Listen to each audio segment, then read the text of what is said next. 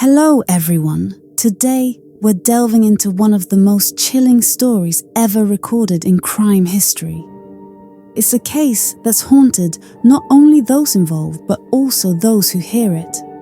A tale of mystery, unimaginable horror, and the darkness of human nature that forever tainted an innocent symbol of childhood. This is the case of the Hello Kitty murder, a case that goes beyond just the crime itself. It speaks to the shadows in society. So I urge you to stay with me until the end, as today's story is one of nightmares coming to life. Let's start in May 1999 in a quiet Hong Kong police station. 3 officers sat together having lunch, their minds far from thoughts of the unknown and sinister. But suddenly, a 14-year-old girl burst into the station, looking as though she had run from the grip of terror itself. Her name was Fang, and she was crying, her eyes wide with fear, almost as though she had seen something from another world. When she finally caught her breath, she made a confession so chilling. The officers thought it had to be the product of a disturbed mind.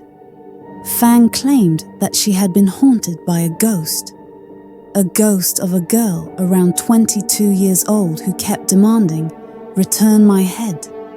The officers at first assumed it was a prank or a figment of imagination. But as Fang continued, her sheer terror left no room for doubt. What she described wasn't just an apparition.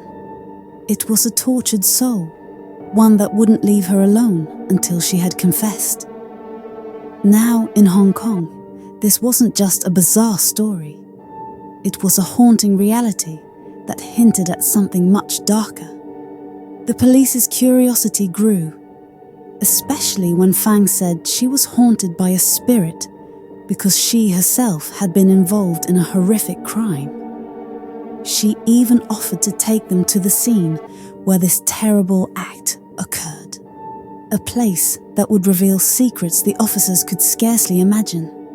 The officers, guided by a sense of duty and morbid curiosity, accompanied her to a decrepit building on Granville Road in the Sham Shui Po district.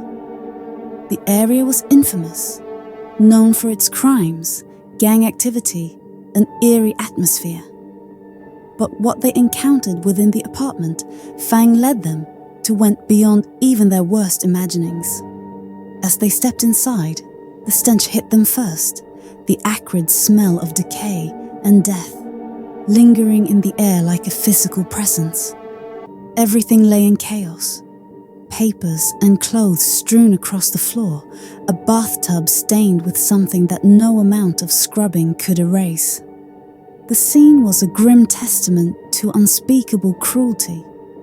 But it was one item in particular that Fang directed their attention to. A plush Hello Kitty doll, once a cheerful symbol for children. Now it had taken on a darker role in this twisted tale. Fang insisted that the doll held the answer to her visions, and when the officers finally opened it, what they found inside chilled them to the core. A human skull. Fang broke down, confirming that this skull belonged to a young woman named Fan Man Yi, the very woman who had haunted her dreams. Fan's life had been a string of tragedies, beginning in her childhood when she was abandoned at an orphanage. At only 15, she was forced out onto the streets, having no family, education, or means to survive. This drove her into a dangerous world where desperation met exploitation. She found work as a bar dancer, and there she met a man named Kian, who eventually became her husband and the father of her child. Unfortunately, their relationship spiraled into a toxic cycle of abuse and addiction. By 1997, with no other way to provide for her son, she returned to prostitution, where she became entangled with the wrong people like Chan Manlok, a notorious drug dealer and a member of the infamous Triads. Fan's descent continued under Chan's influence, who supplied her drugs and sent her to high-profile clients, turning her life into a shadow of survival and despair. She trusted Chan, unaware that a single misstep would cost her everything.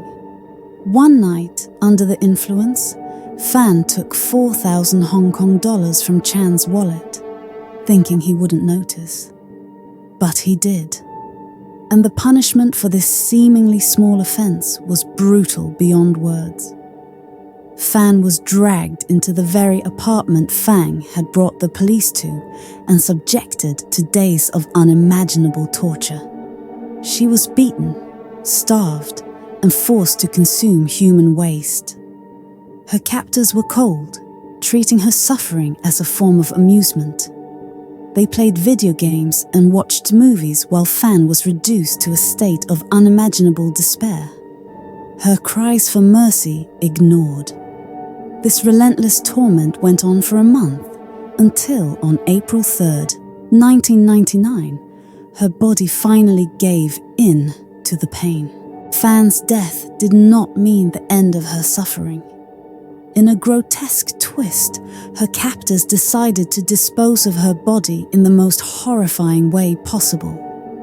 They chopped her remains into pieces, boiling them to cover up the stench of death. They even went so far as to cook noodles beside her remains, using the same ladle to stir both the food and the body. Finally, they stuffed her skull inside a Hello Kitty doll, hoping to erase all evidence of her existence. But her spirit would not let them rest. It haunted Fang, one of the accomplices, relentlessly. When Fang could no longer bear the terror, she confessed everything to the police. Her guilt had manifested in the form of Fan's spirit, showing her the darkness of her own actions and leading her to confront the truth. The police arrested Chan and his accomplices, but none of them showed any remorse. In court, they claimed that Fan had died of an overdose and that they had only disposed of her body to avoid legal trouble. Fang, who turned state witness, provided critical testimony that ultimately led to their convictions. Even after all these years, the Hello Kitty murder remains a chilling reminder of humanity's capacity for cruelty. The case scarred the city of Hong Kong, turning a beloved childhood character into a symbol of one of its darkest chapters.